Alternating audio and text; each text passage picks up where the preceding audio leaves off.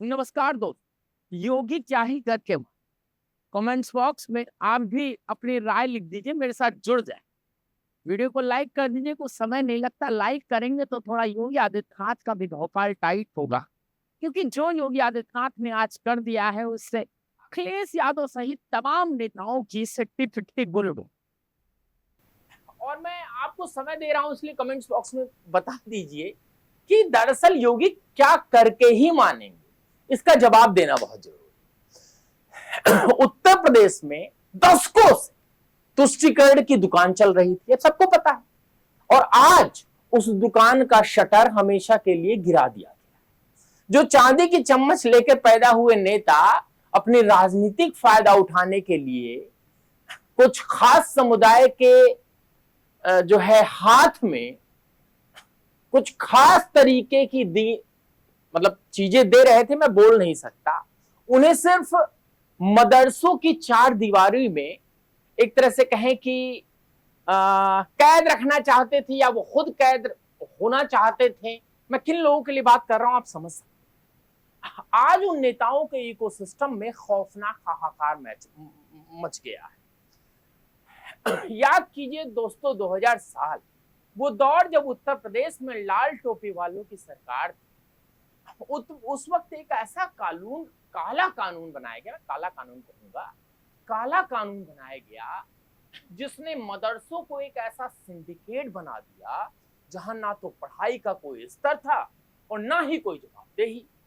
लेकिन आज सूबे में योगी आदित्यनाथ की चलती, योगी सरकार ने यानी बाबा महाराज योगी आदित्यनाथ ने 2016 के उस मदरसा कानून को जड़ से उखाड़ फेंकने का सबसे धाकड़ फैसला ले लिया। नमस्कार, मैं हूं सौरभ मिश्रा और आप देख रहे हैं ओनली न्यूज 24x।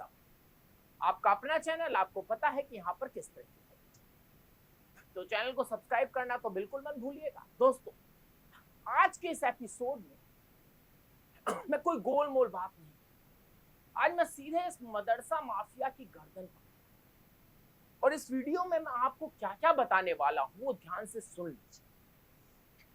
पहला, मैं आपको बताऊंगा कि कैसे 2016 के कानून की आड़ में मदरसों के अंदर फर्जी शिक्षकों और विदेशी फंडिंग का घिनौना खेल चल रहा था। और दूसरा, मैं डंके की चोट पर आपको वो नए नियम बताऊंगा जो योगी सरकार लागू करने जा रही है, जिससे इस इकोसिस्टम की सारी हेकड़ी निकल जाए। और तीसरा, मैं उन भाषणजीवी मौलानाओं, सुनिए, मौलानाओं और अखिलेश यादव जैसे नेताओं का सरेआम चीरहरण करूं। मुस्लिम बच्चों के हाथ में, देखिए मैं जो शब्द बोल रहा हूं न्यूज स्तर पर बोलना पड़ा, तो मुस्लिम बच्चों के हाथ में कुरान के साथ कंप्यूटर वो देना नहीं चाहते थे। हालांकि आपको पता है एक खास समुदाय क्या लेना चाहता है क्या नहीं। अगर आप भी चाहते हैं कि इस देश का हर बच्चा मुख्यधारा से जुड़े, तो इस वीडियो को एक सेकंड स्किप किए बिना देखिए। आइए सबसे पहले 2016 के उस काले कानून की क्रोनोलॉजी को समझते हैं। आखिर उस वक्त की अखिलेश सरकार ने ऐसा क्या बनाया था जिससे मदरसा संचालकों की खुली छूट मिली। 2016 के नियमों के मुताबिक खून खोल जाएगा आपका, सुनिए। 2016 के नियमों के मुताबिक मदरसा प्रबंधकों को शिक्षकों की नियुक्ति से लेकर उन्हें हटाने तक एकाधिकार दे दिया।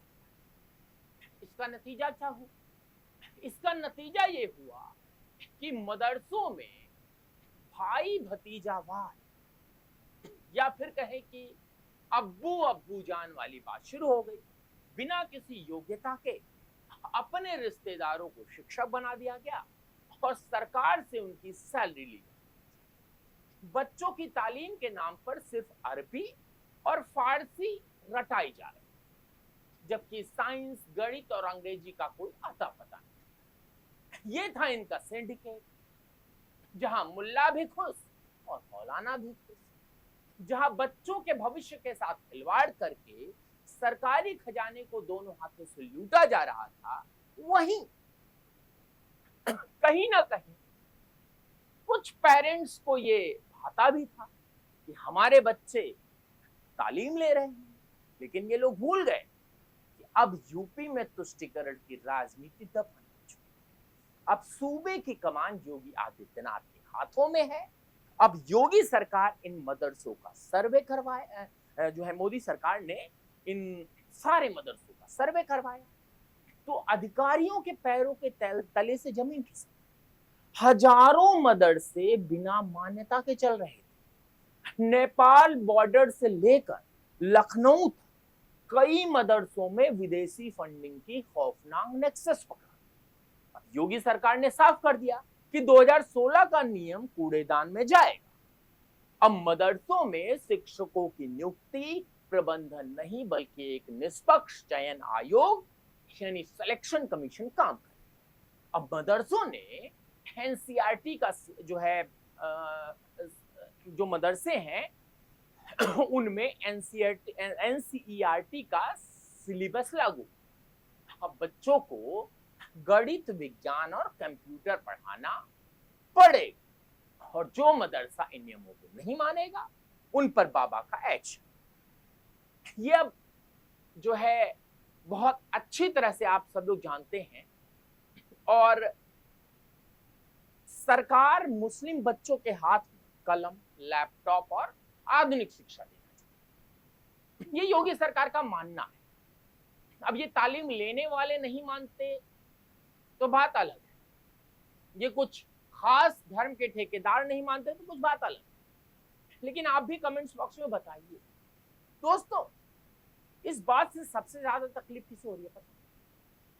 तकलीफ हो रही है उस इकोसिस्टम को, उन चांदी का चम्मच लेकर पैदा हुए नेताओं को, जिनके अपने बच्चे तो लंदन और अमेरिका में पढ़ते हैं, लेकिन ये चाहते हैं, हालांकि चाहते क्या है उनको पता है कि वोट बैंक किसका काम करेगा किसका नहीं, लेकिन मैं न्यूज के लहजे में बोल देता हूं कि गरीब का बच्चा सिर्फ मदरसे में बैठकर उनका वोट बैंक बना।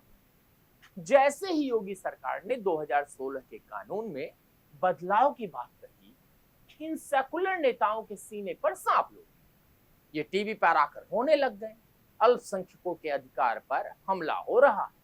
अरे शर्म करो, जब तुम मदरसों में फर्जी शिक्षकों के नाम पर करोड़ों ढकार रहे थे, तब अल्पसंख्यक अधिकार याद नहीं आए? या उनके माँ बाप से मिलकर या उनके समुदाय से मिलकर तुम बहुत बड़ा खेल खेल रहे थे? जब बच्चों को मुख्य धारा की शिक्षा से दूर रखा जा रहा था, तब तुम्हें उनका भविष्य नहीं याद आया? ये नया उत्तर प्रदेश है दोस्तों, यहां अब किसी भी माफिया का भौकाल नहीं चलता, चाहे वो जमीन माफिया हो या फिर एजुकेशन माफिया। योगी सरकार का एजेंडा बिल्कुल साफ है, सबका साथ सबका विकास। जो बच्चा कुरान पढ़ता है उसे कंप्यूटर भी आना चाहिए, जिससे पता उसे चले कि धरती चपटी नहीं गोल है। ये देश का जो है वो बच्चा देश का इंजीनियर बने, डॉक्टर बने, वैज्ञानिक बने। हालांकि कुछ धर्म गुरुओं के चपेट में आकर व्हाइट कॉलर जिहाद ना शुरू कर, और जो लोग धर्म के नाम पर अपनी प्राइवेट लिमिटेड कंपनी चलाना चाहते हैं, उनकी दुकानों पर अब सरकारी ताला लगने वाला है। 2016 के नियम के बदलाव सिर्फ एक कानूनी प्रक्रिया नहीं, ये उन तमाम गरीब बच्चों के लिए आजादी का फरमान है जिन्हें दशकों तक जानबूझकर अनपढ़ और पिछड़ा रखा। खैर, एक बात और आती है, पढ़ लिख कर भी क्या करेंगे? दिल्ली में आपने देखा क्या हुआ अभी लास्ट टाइम। आज हमने ऑनलाइन न्यूज 24x7 पर मदरसा सिंडिकेट और तुष्टीकरण की राजनीति का पूरा पर्दाफाश किया है। अब आपको तय करना है दोस्तों, मदरसों में आधुनिक शिक्षा और एनसीईआरटी का सिलेबस लागू करने का योगी सरकार का ये फैसला क्या 100% सही है या नहीं? क्या गरीब बच्चों को तालीम के नाम पर गुमराह करने वाले ऐसे फर्जी मदरसों पर हमेशा के लिए बुलडोजर नहीं चलना चाहिए? अपनी बेबाक राय कमेंट्स बॉक्स में जरूर लिखें और अपनी ताकत लाइक का बटन दबाकर जरूर दिखाएं। इस वीडियो को रुकने मत दीजिए, इसे इतना शेयर कीजिए कि इकोसिस्टम के हर नेता और उस हर सिंडिकेट को पता चल जाए कि अब उनकी हेकड़ी हमेशा के लिए टाइट हो चुकी। मैं हूं सौरभ मिश्रा, आप देख रहे थे ओनली न्यूज़ 24 X7 की एक्सक्लूसिव रिपोर्ट। सत्यमेव जयते। जय हिंद, वंदे मातरम। बहुत